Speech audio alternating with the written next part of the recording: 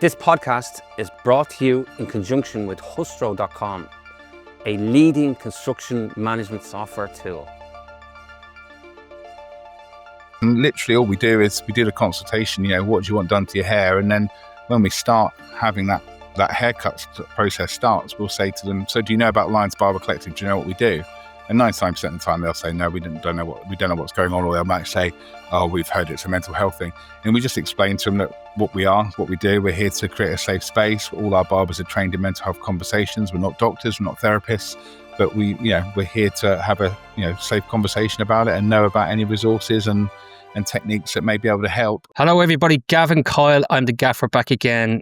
A fantastic, inspirational guest again on the show, but one close to my own heart and close to most of you guys in terms of the messages we get of, Gavin, it would be great if you could, bring this particular topic to the surface again, even though we've spoken about it before, but obviously it's one of the big ones that keeps on popping up. And I was totally inspired by this guy's story from a previous guest that we had on the show. And I was so inspired, I sent the guys out to get that guy because we want to get him on the show. It's Tom Chapman, and he's the founder of the Barber Collective and HereToTalk Training. So, yeah, you might be thinking, what the hell has that got to do with construction? We'll get into it when we get into the conversation. Tom, it's an absolute pleasure to have you. Whereabouts are you at the moment in terms of the world? Oh, well, I'm in the English Riviera. I'm in Torquay and Devon, and it is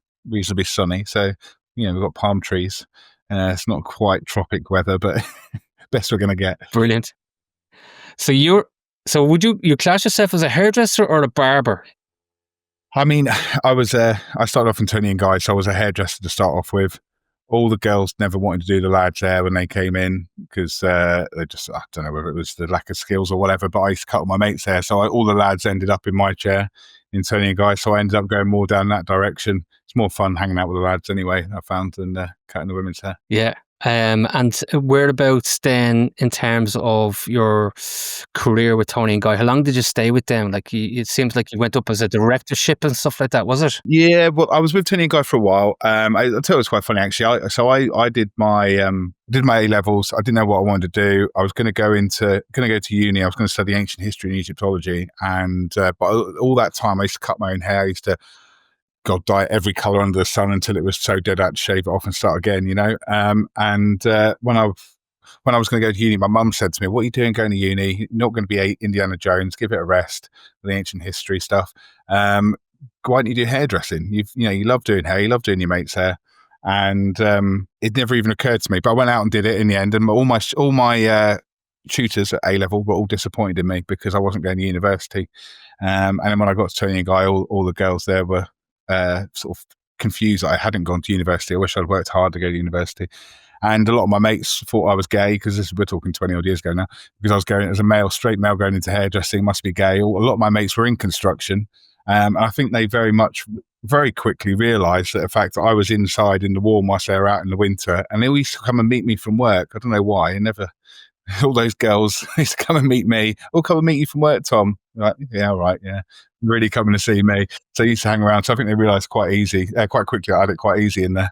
You created probably a niche market for yourself as a non-gay hairstylist and hairdresser, huh? Different times now, though. Brilliant. But I mean, that was, you're talking 20 odd years ago. But yeah, and then I was at Tony and Guy for a while. Then I went off and worked for an independent salon, and then 2011 opened my own salon. And I focused more on men's hair and ended up being a global barber director, which meant I traveled around the world cutting hair on stage, developed products, delivered and developed education. And I was very lucky to do that. I went around the world doing that, everywhere from Brazil to Australia to all over America and Europe. And so that was great. That was great fun, great experience. But then that all changed actually when a friend of mine ended up taking his life, and that kind of took me down a completely different direction, something that I never would have imagined I'd ever be in the arena that I wouldn't be in. If you took me back 10 years ago, this is not where I thought I would be in 10 years' time, Yeah, that's a tough one. So in terms of your career direction? Do you think it changed you as a person and it changed your career? Yeah, 100%. When I lost my mate to suicide, I hadn't experienced mental health before, really. I'd had a great upbringing, a loving family. Mum and dad still together now. I hadn't really experienced anything like that before, so it was a big shock to me. I'd seen him a few days before, didn't realize he was struggling, and then when I found out via social media, just as I was going to bed, I can remember, obviously I didn't get much sleep that night, but I can just remember thinking a lot of what if I'd asked him when I saw him? What if I'd noticed? What if I'd been able to recognise that he was struggling? What if he had said he was struggling? What would I have done then? I didn't know what to do in that situation. And I can remember being at his funeral at the crematorium, and I was one of the first people not to have a seat because it was so busy. And I was stood up next to him looking back at the room. And that's such a unique position to be in at a funeral. Normally a funeral is a very internal emotional experience. You're looking at the back of people's heads, looking at the person speaking at the front of the room, thinking about that individual. And I was looking back at this room that spilled out into the foyer, full of people, all sad, all loved him, and all couldn't believe that he was gone. I thought, how can he have this many people that love him and care? And he felt that this was his only option. Like, he felt so alone. Like, that was and still is a driving moment for me to make me think I wanted to make a difference. And that's kind of what drove me forward. And then that led to me, like I said, I knew a lot of high profile barbers in the industry, and I thought, I need to do something. And we created a catalogue of men's haircut images. They all donated haircut images. And the idea was we were going to put that together, coffee table style book in barbershops. When you go in and, if you're old enough to remember those haircut magazines, the idea is kind of like that. It's a catalogue of men's haircut images you can flick through and see which one you want for inspiration. But there would be messaging of mental health in there, and suicide prevention, and signposting to different resources. And that was the original sort of idea as a one-off, maybe an annual event. That damaged my mental health, like trying to organise 30 bloody barbers, like herding cats. But I was talking to my clients about it, and they all said pretty much the same thing. It's amazing what you're doing. You really helped me when I was going through insert problem here. And I'd never really seen it as that from my side of view. I knew I talked and listened to people. My manager at Tony & Guy saying to me, be ready to be a therapist as well as a hairdresser. But it never really occurred to me. But one of the guys in my chair was actually suicidal. And I hadn't really had any training at the time. And I just listened to him and reassured him that it would be okay, and there are places you can go seek help, and signpost him to things. And he actually went to end his own life, but the conversation we had in the chair that day was enough to stop him in that moment, get back in his car, go see his family, and start his journey to recovery. And I can very happily say he's still with us today, which is 10 years later, and he's got a baby boy, and he's got a business and married and house and all those kind of things. And it's just amazing to think that moment in the hairdresser or barber's chair was enough to make him change his mind and keep him with us.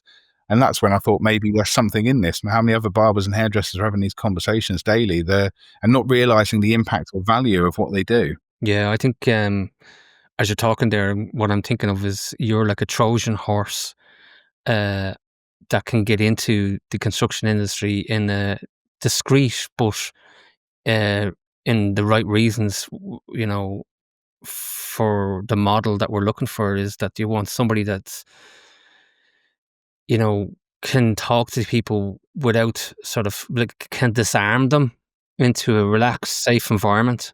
That sounds very much like you've found that place that, who else would get an hour of somebody's attention or 30 minutes of somebody's attention? In my case, 5 minutes of somebody's attention because of no hair. But then be able to connect with them. You have all the skill sets when you think about it. You've got the personality, you've got the location, you've got, the demographic. I think it's hats off. I just think it's brilliant. The model is absolutely fantastic. To be able to tap into this demographic, and you would have a very good spread of a population that you can see a lot of this stuff, give us some idea of, some of the campaigns that you've done then from that? Yeah, look, I think we've had amazing experiences in the construction, especially. We get to we do a pop-up safe space barbershop. We've done it everywhere, from festivals to sporting events, like Cardiff City, to Download Festival, to those kind of things. But the construction sites are always we all have such a laugh when we go to them. We're always such good fun. We have such engaging conversations, and basically we turn up. We've got our barber chairs. We set them up on site somewhere. It's funny, it's not the most glamorous. So go back to me talking about my friends, coming to meet me at Tony and Guy, and I'm in a nice warm place with all the beautiful women, and they're outside on site, and working hard for 20 years, and I finally made it to the construction site in the dust cutting hair. But it's the engagement we get when we get there is just phenomenal. I can remember doing we're on site in central London somewhere. They also wanted to blur into one after you've done so many. But we had a new member of the team with us, and she said to me, "These guys can actually talk to me about stuff. All these big lads, all these big scaffolders and all that." I said, "Look, just wait and see what happens. I can't say they will, I can't say they won't." And she come back to me at lunch. I can't believe how open they are, and how ready and willing they are to talk. And essentially, the setup is, it's a barber chair. They come and sit down. People like hairdressers. People like barbers. It's a positive experience. People enjoy going to have their haircut. They feel better afterwards because they look better, but also there's the license to touch. Like you said, you've got 30 minutes with one-to-one human contact, which is so rare these days. You're actually present in the moment. There's so many distractions. The license to touch, the trust. You trust us to do this. A lot of the time, you're never going to see us again. But in the salon or barber experience, we're a familiar stranger. We've known people for years, but we're not their friends, if you know what I mean. We're kind of slightly distanced from them, and people just feel comfortable to talk to us. And literally, all we do is we do the consultation. What do you want done to your hair? And then when we start having that haircut process starts, we'll say to them, "So do you know about Lions Barber Collective? Do you know what we do?" And 99% of the time they'll say, "No, we don't know what's going on," or they might say, "Oh, we've heard it's a mental health thing." And we just explain to them that what we are, what we do. We're here to create a safe space. All our barbers are trained in mental health conversations. We're not doctors, we're not therapists, but we're here to have a safe conversation about it and know about any resources and techniques that may be able to help. And then after that, people will say, "Well, do you know what, actually I went through this," or "Do you know what, actually I'm struggling with this at the moment," or "My partner's struggling with this," or "One of the lads on site," and it's amazing how quickly they will open up, because I do believe people want to talk about it, but it's just about finding that space. And because we're not a direct employee, we're not a direct, we're not employee, we're not a direct employee, we're not part of the team. People are concerned about things being reported back and have an effect on their job or their career. But they can talk to us, and obviously, if we need to, we can report back, which we have had to do in the past a few times with direct suicide interventions or just people in concern. But the thing is, you just explain to them, look, if your employer's got us here, they actually care about about you. Do you know what I mean? They wouldn't be coming here if they didn't care. And I think it's trying to change that mindset. That because mental health is seen as something that people are a bit. So I don't know if you've heard of Dr. Brené Brown, but she talks about shame and studies shame. And when she studies shame in women, it came down to a multitude of things. It could be pretty much anything women felt shame about. When it came to men, it always came back to being seen to be weak, that weakness. And mental health has been aligned with men as a weakness for so long. So and therefore shame.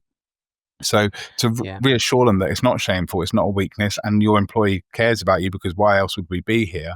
You start to build up that trust and relationship between the guys on site and their employer as well, reassuring that they actually do care in a very visible, non-judgmental, safe, kind of fun kind of way. Like I can remember doing one mental health week for a big construction company. Again, I think it was Canary Wharf, but it was like, it was us and a couple of other charities, and the other charities had a couple of charities, and us. And those charities had like a couple of older volunteers behind a desk with lots of literature on it. And it just seemed to create a barrier. And then we had these guys like just hanging around, coming back, having chat, banter, laughs, talking about conversations and the engagement. I think that was the first time I really noticed our value of what we do. Do you know what I mean? That level of engagement, because mental health is a difficult thing to get guys to engage with. Yeah. Yeah, you see it in the prison service as well.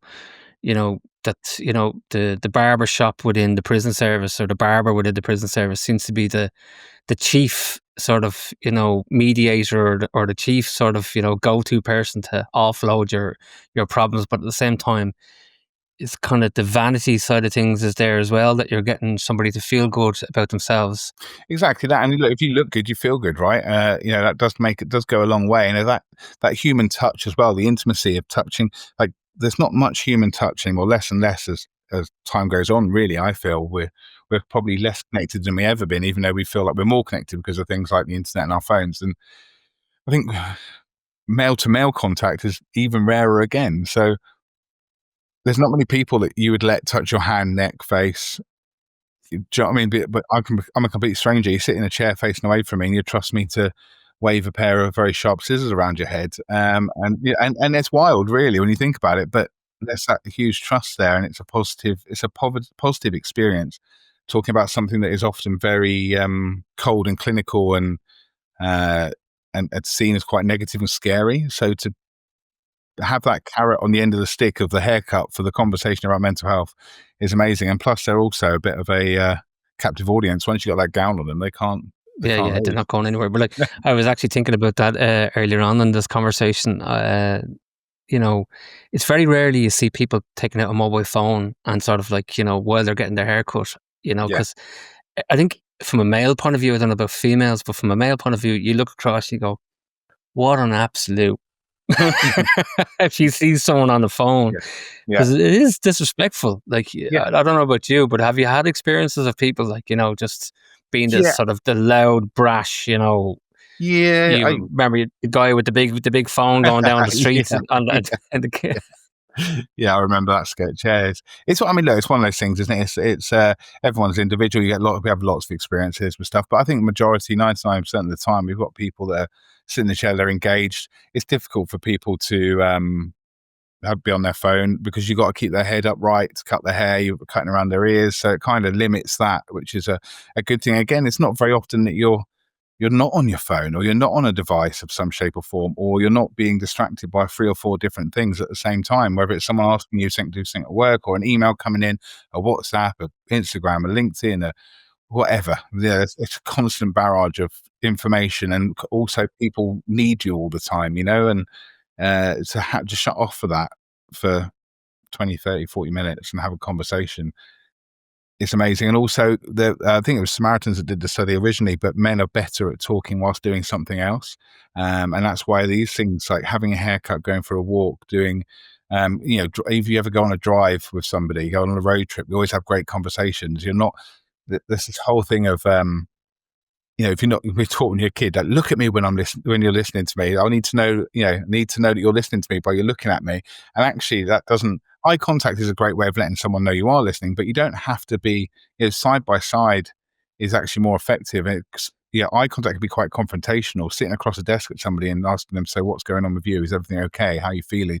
It kind of feels like you're at the doctor's, or it's quite official, and actually that's not a very comfortable situation, especially for guys, to be able to have these conversations around mental health. So by implementing that haircut experience, people feel comfortable, and then things flow, and it's that non-judgmental, safe space, and they're just enjoying having the haircut, and it just seems to work. And it's the engagement, again, like I've said it before, it's just incredible how open these guys and girls are with us on sites. It's always just such good fun. You can hear, I know people have tried, and I'm not knocking it, and it has its place. You hear of mindfulness being used and meditation, and I've 100% like in yoga and stuff like that. Like I get all that, but especially in the construction industry sort of space, it kind of, that's awkward. That's making people feel awkward in themselves to try and get into that space. And some people in construction will say, no, absolutely, give it to me. I'll do that all day. I love it. But it's not, it doesn't cover everybody, whereas the barber covers everybody. I mean, it's accessibility, isn't it? It's accessibility of it. And I think, mental health is, I've done loads of events. I've done loads of public speaking stuff. I've gone to mental health and wellbeing festivals, and I've been the only guy there. Even I'm speaking. It's a lot of generally it's sort of is middle-aged, middle-class meditation in a field, kind of yoga and chanting and all these kind of things, and it's not very accessible for the everyday guy or person, or that doesn't draw guys in. And it made me feel uncomfortable as a guy in mental health. It was not a very nice environment for me to feel. I didn't feel comfortable enough to engage in those things. I felt really out of place. So it's about, and horses for courses, isn't it? It's just like, it's everyone has their own things that they feel comfortable in, and I think mental health needs to be accessible for all. And a haircut is something that most people can relate to and most people enjoy. And even when we're on site, I mean, God knows how many times we have the joke where a bald guy walks past, takes his hat off. Anything you can do with this, lad? And but they're still engaging with us, and it's they're still engaging with this space. And I've heard from previous people, the likes of Mason, Berkeley Holmes, and other people that we've worked with in the construction arena, that the conversation goes on about it for weeks, months after we've gone. Do you remember when the Barbers came in and this, that, and the other? And I think that's what's in it for me. Is changing that perception of mental health, of being a cold clinical thing, to being something that is relevant to all of us. Socially acceptable. Yeah. Socially acceptable. We all have a brain, right? We all suffer with stuff. While we're on the topic of socially acceptable, just to be clear on it, it's not just male, is it? Is it male and female? Yeah, because obviously there's a good demographic of. So It's obviously everybody. all the females go to you because you were the Tony and Guy expert. We do. I want him. We cover everybody when we do the events: long hair, short hair, all different hair types, all that. That mental health doesn't care, where you're from, what you believe in, what you look like. It's about the human condition. I think that's kind of what we need to be. The human condition is we all need to love and be loved, and we need to belong. And mental health is often seen as something that we deal with once we get it. And I think there's a lot of that preventative thing. And that's why what we're about is having that preventative action, because the worst case scenario is suicide, and there's no cure to that, right? And prevention is better than cure. So how do we have these early interventions? How do we have these conversations, whether that is doing these pop-ups, getting people to connect with the on-site or in-business resources that are available. Like we did stuff with one company that had their own in-house team that run the mental health stuff. They're mental health first aiders, but they've also got other roles within this. And I can't remember the name of it now, but they had that, and they said that people aren't accessing it. So when we did our pop-up, that team were there with us. And anyone that's had any kind of concerns or worries, we said, we'll speak to these guys. These guys are here, they're on site, they're here all the time. And the amount of them that said, I didn't realize it was you that did that. I have seen posters for it in the toilets, but I didn't realize it was you that did it. Because it's not the fact that they don't want to talk to them, because we've had conversations afterwards and gone, Christ, since you've come in and done that, we've had lads coming up to us on site, just in the middle of the site, going, I want to talk to you about this. I've been struggling with this, blah, blah, and like, can we go into the office and talk about this? It's maybe probably not the best place to have this conversation. And they were like, it wasn't the conversation they were scared of. It was crossing that threshold into an office and knocking on the door and being scared of being judged, or being scared of being losing their job, or whatever it may be, loss of opportunity. But once we had this conversation with them and introduced them to them in a safer, fun environment of the haircut, they built that bond and that relationship that was done. So they had these conversations free flowing in the middle of the site. Which is amazing to see, isn't it? Well, let's just talk about the business of that, because this stuff is not cheap, and you're giving your time, and all the barbers are giving their time. And I'm sure probably it was pro bono at the start. Just let's see what happens here, guys, if we can make an impact. But at the scale that I know that you're doing this, that's not cheap. So, like a tier 1 company or a tier 2 company would come to you and say, hey, Tom, we've got this project, 1,000 guys on the job. Could we take you for half a day? Talk me through that. How does that? Are you looking to spend less time on paperwork and more time making things happen on site? Hustro.com is the simplest construction management software out there. Streamline inspections, defect reporting, and all your project documentation, all in one app. With Hustro.com, contractors are seeing 75% less time on inspections and reports, 47% faster corrective actions, and almost a third quicker decision making. Hustro.com is the simplest software to manage construction projects, period. Level up your site efficiency today with Hustro.com.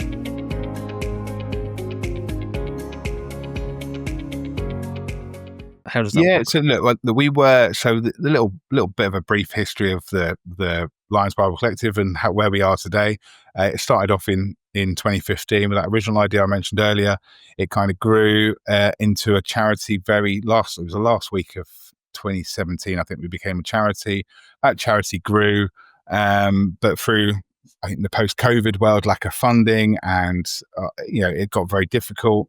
The charity closed last year, but I've continued the mission myself, and we are now a limited company, and it's become something that it's actually been a bit of a blessing, because I don't know if anyone knows how charity works. We have a board of trustees. Everything has to go through them. You have a constitution. It's not very flexible. You've got to, this is what we do and this is it. And but now being a limited company, it's given me the flexibility to be able to work with the people I want to work with and make bespoke events for people. So we do lots of things with different people. The things that we offer, obviously the pop-up barbershops, which are hugely popular and very engaging. We've done everything from one barber and one host, or one barber by themselves for half days, right through to 5 chairs with 5 barbers, myself hosting, delivering talks, delivering training as well, because we do the pop-ups.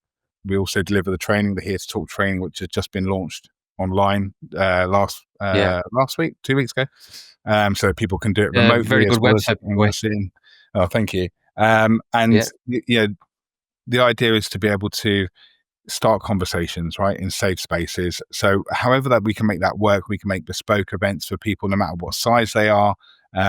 Like some people want a big grand gesture event, and other people want to have a more ongoing thing, like as a company we work with, we do monthly events with them, with one barber, one chair, and they have a monthly event. We've done quarterly events with people. So it's literally the beauty of now is that I have the freedom to be able to build bespoke things to people's budgets and work with the people I want to work with, especially if they genuinely care about this sort of thing and want to have an engaging way to start these conversations. And also with the training, continue those conversations, because the training that I developed alongside Dr. Peter Aitken, who is a clinical psychologist, and he was former medical director for Sussex. He oversaw everything that I created to make sure it's all safe, and which is very important. But we were both very adamant that we wanted it to be in sort of my language rather than his language. After a lot of the training that I went on was very clinical, very diagnostic. This is psychosis, this is bipolar. But in reality is, we don't need to know those things. We're not doctors. You work with these colleagues and you are capable of recognizing they're struggling and having the confidence to ask them, because with this training, what to do if they say they are struggling. Because we've had 7 people now in the last few years that have done the training, told me they've come on the training because they lost someone to suicide. And at the end of the training, said they lost someone to suicide and didn't recognize they were struggling, didn't recognize anything was going on. At the end of the training, they've come to me, these 7 people, and said, look, after that, I did recognize that they were isolating more. I did recognize that they were drinking more. I did recognize that they were whatever it may be, but I didn't ask him because I was scared. So I justified that behavior. And now I realize that I could have asked them, but I was scared to. And I think that's awfully sad, but also incredible that there's that. The whole point of the training is to empower people to know that they are capable of doing this. We don't need to be a doctor or a therapist. And like I said to you before we got started, there's so many campaigns telling people to talk about their problems, but then what happens when they do? And if someone opens up to you, it's an honor, because they trust you. Like, you're probably the first person they've told. And if you don't know what to do and you say something like panic and just say something like, oh mate, you're all right, you'll be fine, you've got a great life, there's those people worse off than you, that reconfirms to them that no one really wants to listen to them. So, and that might be the one chance we had. So that's the angle of the training, the conversation. The barbers get fully trained in this conversation training that we do, the here to talk. And it's about empowering as many conversations as possible in as many places as possible, so that we can do early interventions, because the whole point is to try and catch people before they're at a moment of crisis when it's very difficult to get back up out of that, because they've probably on the verge of losing their job. They're probably using something to self-medicate. They probably may have lost their family, may have lost their home, and that's a really steep slope to try and climb out of. But if we can catch them earlier and have these conversations regularly, even if it's just little things like that, we all have stresses, right? We all have strains. We all have in the workplace, at home, and our third space. Those three places are where, if you ask anybody about their struggles, it's normally in one of those three places. And give them the opportunity to open up and offload about that, even if it's just a whinge about the partner or whinge about your boss or whatever that may be. Those things are incredibly valuable of releasing the stress and build up. That little pressure build up, yeah. Like it's yeah. So it's about those things. It's so important, I believe, and I'm not an expert in mental health, and I don't proclaim to be, but we had this in the pre-chat chat, and you've just mentioned it there, is bringing out Pandora's box and, taking this information, which is so powerful in terms of being able to absorb and extract this information. What do you do with it next is the big picture. And I don't think, there's a lot of guys out there, companies out there, and, whilst their mission might be very credible, the execution of what they're delivering might actually be counterproductive, because, if you don't act on this information in a manner that's going to be professionally managed, the worry is that you've created this monster of a problem, making it worse for the individual. And I'm very sort of inspired by the fact that yours is a joined up approach. It's kind of, you say, we're here to get that information out within a controlled environment, with the correct professionals around that can then be handed over the baton of, Gavin needs support. It's a medium risk, or it's a high risk, or it's a low risk, but here's where we have it at this stage, and we've done a triage, if you like, of the information, and now here's the information for you, so you can bring it now to A&E, or into critical ICU or whatever it is. You know what I mean? And that's so important. I think, from my perspective, for what it's worth, for anybody listening, and of course there's plenty of places to reach out, and we'll put in some links if you're having some issues in this area. But like what you have been saying is, when you do go into these environments, you have to look at the 360 picture, as opposed to, oh my God, this is a great idea. It's a campaign, and we can go back to the client and say, look what we've done for mental health. But, what's the impact of that? Yeah. Yeah, I think it's really important to know what you're doing, and also take some of the pressure off the individuals themselves. Like the barbers or the people working on site. So, example, they feel safe to have these conversations, because they know that they don't have to fix and solve this problem. There are other people out there that they can pass this person on to. It's about looking after both the listener and the sufferer. Like, it's about keeping yourself, both of you, safe. Like, imagine you're on site and you have a conversation with Bill before you leave. Do you know what I mean? Like, and he's in a moment of crisis. Like, you can't stay with Bill all night on site. You've got to be able to, you've got to get home to your family. Also, you can't be their only sole support system, because that's going to damage your mental health. You can check in on them, be with them, but how do you keep them safe as well? How do you keep them safe for now, and what other resources are available? I mean, I can give you an example of we did a pop-up in a place up north. Obviously, I'll keep it vague enough to not say who it is and where it was, but it was up north, and it was the last client of the day in the chair. I cut their hair. They were struggling through something quite serious, a lot of physical pain, and they basically had a plan to end their life. They had a plan to end their life that weekend. They told me about this, disclosed everything to me, and I stayed with this individual to keep them safe until I felt that they were safe. Essentially, it's listening to them. You're not telling them that I understand, I know what you're going through, because you don't. No one understands what anyone else is going through. It's more the case of, look, I don't know what you're going through, man. talk to me. Let me try to understand how you're feeling. And instead of telling them things like, oh, you should be glad to be alive because of this, this, and this, help them explore the reasons why they're glad to be alive. I learned loads of interesting, he was an amazing guy. I learned loads of interesting facts about him and all the things he did outside of his work and inspirational stuff as well. And we explored that, and you start to see him smile and realize and recognize what's going on. And again, like you said, I wasn't going to let him leave by himself. He wasn't in a point of crisis where we needed to call an ambulance, because you can do that if you are in a moment of crisis, and that you don't know what else to do. They're not going to help themselves. You can call an ambulance. They will come and support you in that situation, which is because you need to get out of your hands and into someone professional. But he would allow me to call one of his friends and have his friend there waiting for him when he got back to his home.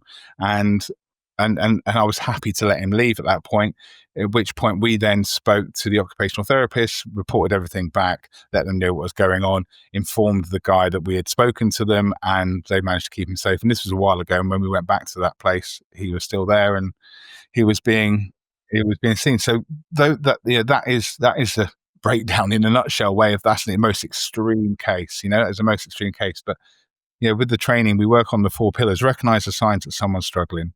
Essentially, we're not here to diagnose. It's just changes in people's behavior. I'm going to say Bill again because it's the name I said a second ago, but you know what Bill's like. He's always late. He always brings a packed lunch. He's never brushed his hair, whatever. Do you know what I mean? But then if Bill all of a sudden turns up really early, he's really smart, and he's, splashing cash, getting flash lunches and stuff, something's changed. That means something's happened, right?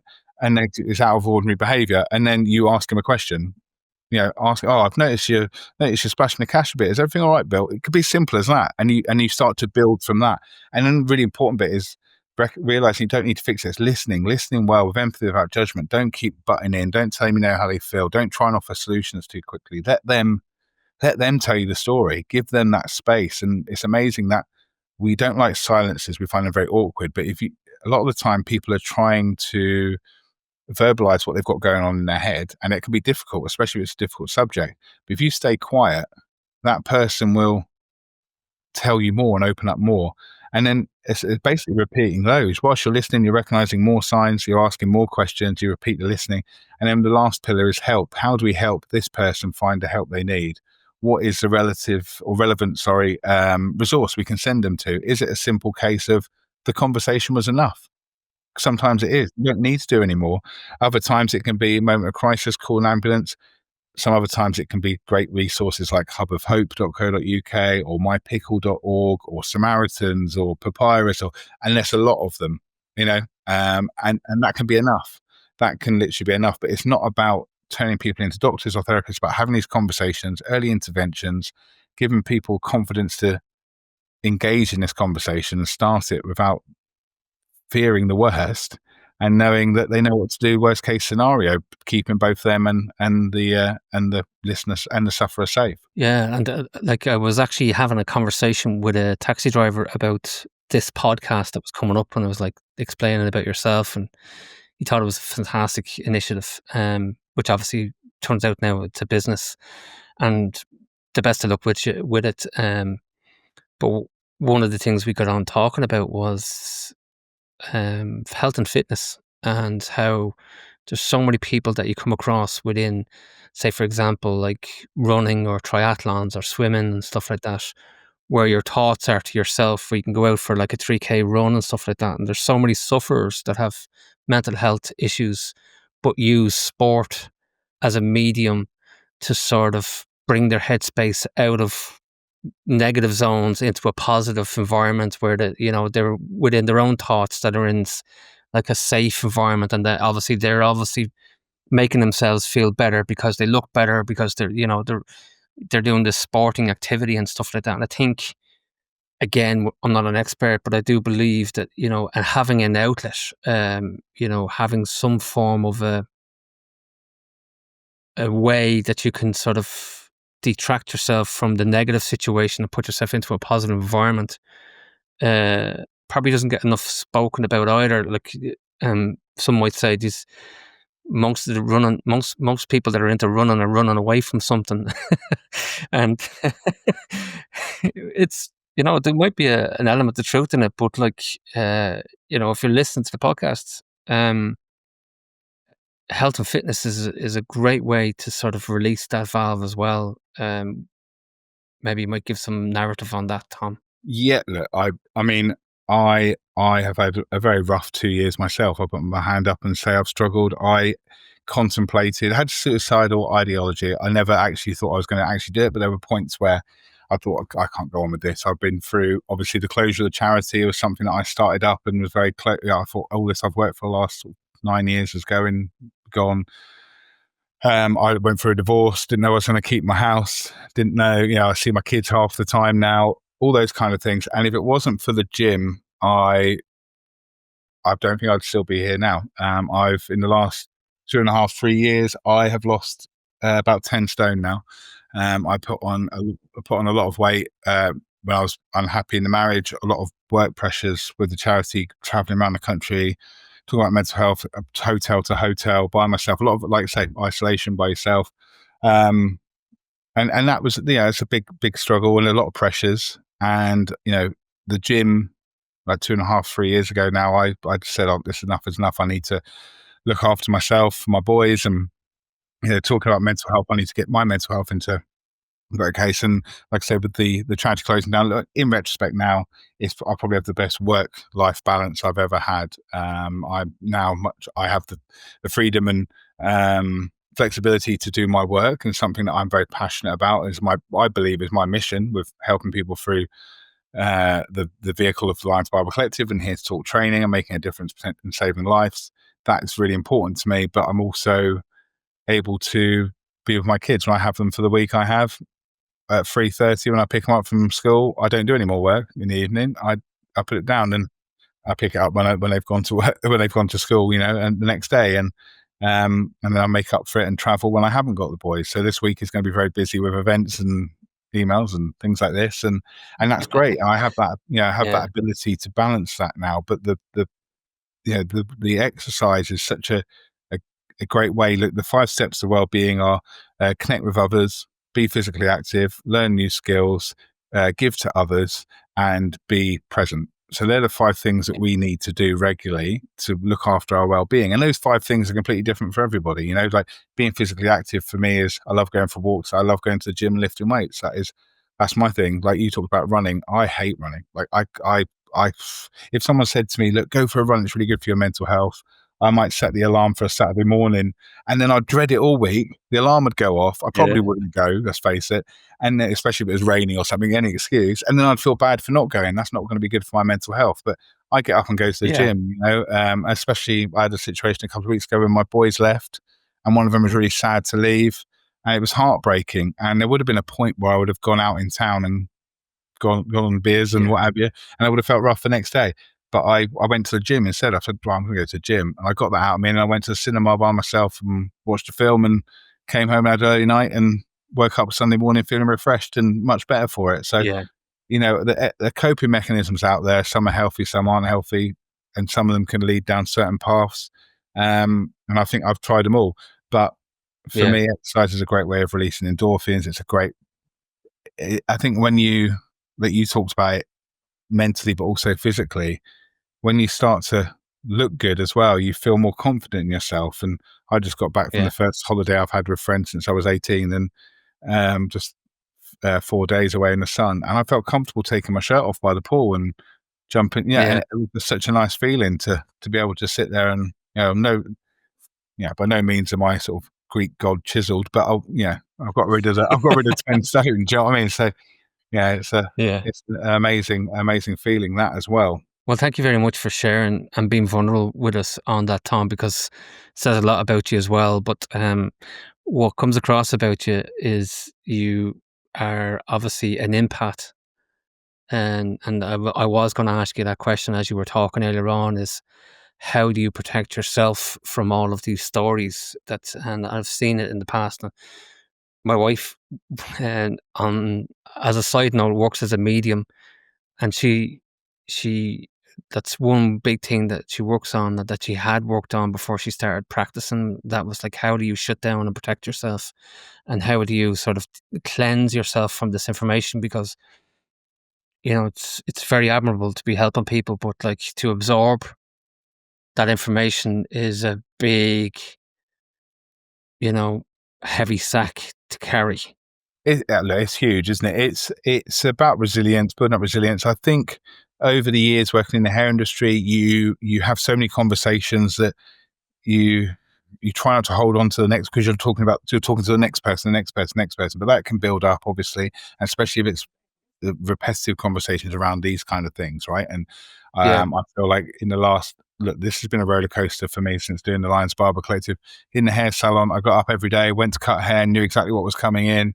I had a routine, and I went from that to working with the Lions, where it was like up and down. We're going to get this falls through, ups and downs. Align that with conversations around suicide, losing. I've lost friends since, because I've, I suppose you're a product of your environment, right? So I'm working in mental health and suicide prevention. So therefore you end up working with people who are in this vulnerable position, and they become friends, and you lose them. And so, I'm very lucky that I've got people like Dr. Peter Aiken as a friend. I know what works for me over the years, using the 5 steps to well-being, how to keep myself mentally well. But it's something actually that I've talked about for a long time, like who listens to the listener, right? Who's supporting the sport. And it's something that I'm going to be starting a campaign with. I've tried to get something in place for the hair and beauty industry, especially because they see 10 to 12 people every day without fail, 5-6 days a week, which is more than a Samaritan would talk to. It's more than a therapist would see. But Samaritans have to offload before they finish their shift. Therapists have to have therapists. Who's looking after the hair and beauty industry? And one of the top reasons they leave is emotional burnout. So who's looking after them? Where's their support system? And actually kind of trying to fight for something or someone to help support them, but also in the meantime signpost them to support and information, which is relevant for everybody. Samaritans, for example, they're a listening service, right? You don't have to be suicidal. You could be in a situation where you're struggling with something that someone else has told you and it's confidential.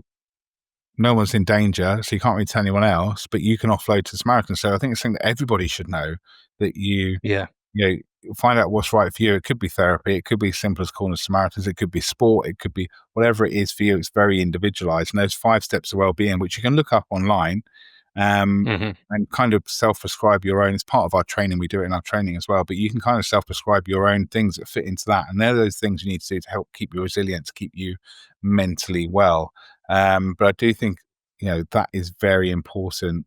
And I think people get confused with like gossip. Oh, I can't say what they've told me because I want to be a gossip. And it's a very big difference between saying, oh, have you heard so-and-so's doing this? And that, but, compared to, oh, I spoke with somebody and they're really struggling because of this. And it's actually kind of taken a bit of an effect on me, because I've been quite empathetic, and, it makes me feel quite sad. That's a big difference between gossip and offloading, I think that's kind of what we've got to remember, Well, let me throw a few curveballs at you, because we like to do that here. Okay. Knowing what you know now, Tom, what would you do different in life? What would I do different in life? That is a very difficult one. I think, the journey I've been on has had its ups and downs, like any life would. But if I could remember winning a lottery ticket and go back in time and do that, then I'd do that, because that'd be nice, because I'd be able to fund this nice and easily and give it to everyone for free. But but yeah, I don't think I'd change anything. I've got 2 lovely boys. I live in a lovely part of the world. I've got a lovely family. I'm doing something that means something to me. My mission is my purpose, and I don't think I would change anything really, because I'm here where I am now. So. Hello Gaffers, hope you're enjoying the podcast. We love every one of the guests that we have, but in order to bring on more great guests, we'd love to build the channel with you. So hit the subscribe, hit the like button, and let's create a really great community where we bring in better and better guests for you to deliver great content and great pieces of information that you can take back into your business. Now, back to the podcast. I'll tell you what, about 8 years ago, I was told, maybe even longer than that, I was told to get the copyright and IP for the Barber Collective, because charities always end up failing or falling apart about the 10-year mark, or they get rid of the founder, the trustees get rid of the founder. If you own Barber Collective, which you came up with, then they can't get rid of you completely, and it'll still be part of, you'll still have a say in the journey of it. And lo and behold, 9 years later, it folded because through lack of funding and what have you. So I can still continue my mission. So that was probably the best the best bit of advice I ever had. A bit like WeWork, he had the trademark, didn't he? When everything crashed around him, he still owns the trademark to WeWork, We Live, and all the rest of it. Just turns out he was renting it back to the company. The favorite holiday destination or go-to holiday destination for you? I'll tell you what, I'm a bit of a Disney freak. I've been to Disney World or Disneyland or Disney Paris, California. I've been there combined 13 times in my life. So yeah, when I was traveling a lot and doing the hair industry stuff, and I did the LA hair show, every time I went out to do that, I'd always ask the person who's booking it to book my flight a few days later so I could go to Disneyland by myself and just do that for a couple of days. So Brilliant. I love it. I love it. Something about you that not many people would know, and I think apart from maybe the doctorate, if people don't know, Tom was awarded. I'll let you take the stage on that one, Tom. I got an honorary doctorate from Exeter University last year for recognising my work in mental health, which was a big surprise for me. I didn't even really know what they were, to be honest with you. It wasn't something that I was aiming to get, and they just came out and offered it to me, and it was just amazing. It was a bit of a whirlwind day, really. I had to give a speech to all the law students that were completing their degrees, and I felt a bit sorry for them because other people that were there, that was all rock stars and comedians and Nobel Prize winners, and then me there. But it was a good day. Other than that, something that people don't know about me, when I was a kid, I used to be a drummer in a bagpipe band, and I was actually in Scotland at a big event where I was drumming, and was the day that Princess Diana died, and that was my first ever hangover when I was 15. Wow. Yeah, you have a bit of Robert Wallace about you. All right. I can see that. Talk to me about, just because we're close to the end of the show, but just give us an idea of the business, what you can do for people, how you can help, how they can get in touch with you. Let's take the floor, Tom, and just, tell the listeners or the viewers. Yeah, look, I mean, we are, our mission is to create these non-clinical, non-judgmental safe spaces where people feel comfortable to talk about their mental health and then be able to signpost them to support and information. We do that through the mediums of a haircut. We use that vehicle of a haircut to open these conversations. We do the pop-up barbershops, which can be very bespoke, from one barber, one chair, right through to sort of 5 barbers and 5 chairs. And we will come along, and we have all the equipment. All we need is space and a bit of power, a plug socket, and we can cut hair and start conversations alone, or we can work with the in-house teams to make sure that we have the best engagement. The other things we do is the online training and the in-person training around, which we've discussed multiple times, to be able to get those conversations started early on your sites or in your business. Everything from office space right to basically on the ground working, and it's making people think, like, how would you feel knowing that you've helped save someone's life on your site? You've reduced that risk of people taking their life, and these people have had fun doing it in an engaging way, and they all look bloody brilliant with fantastic haircuts. And also, it's great PR. People love it, having the pictures of us cutting hair on site. It's a great way of letting people know that you're doing things for the right reasons, and give a damn about those people work.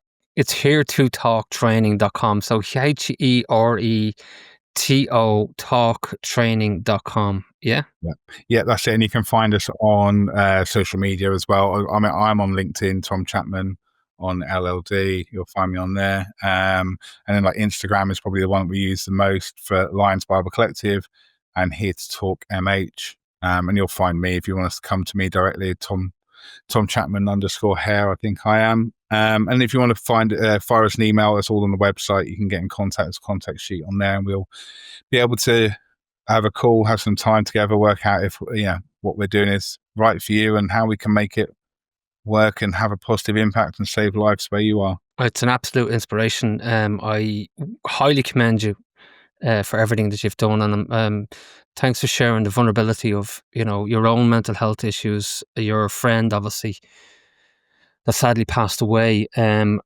anybody that's listened to the show that has suffering, please reach out. There's plenty of organizations like the Samaritans and others that we've mentioned in the show. We need to be very respectful of your health and your well-being. And we know that a lot of people in construction are suffering from that. And the likes of Tom is a credible champion in the space. And I'm sure, Tom, if you reach out to him, he can also point you in the right direction. Tom, it's been a pleasure. We'd love to get you on the show again in the future. We wish you the very best with the business. Talk to you again in the future. Brilliant. Thank you ever so much for having me. Take care. Astro is the simplest construction management software. Track progress, control works, access docs, and analyze performance, all in one platform. First, eliminate planning and tracking headaches. Set up work areas, schedule and assign tasks quickly with our intuitive interface. Track progress in under 15 seconds. Attach documentation, photos, and videos to keep crews aligned. The whole team can communicate with each other through Astro or email, whichever feels more natural. But tracking is just the beginning. Next, standardize and simplify control and assurance. Automatically align inspections with ISO standards and internal procedures to ensure compliance. Connect inspections with issue tracking to identify and address problems quickly. Control quality, safety, and environmental compliance with observation and corrective action tracking. Activate your subcontractors through QR code submission forms and react faster than ever. And when you need information, access project data anytime, anywhere. 1 second drawing load to instantly open any blueprint. Smart file organization to help you find the correct document quickly and easily. Even without an internet signal, you can still access schematics, plans, and specifications.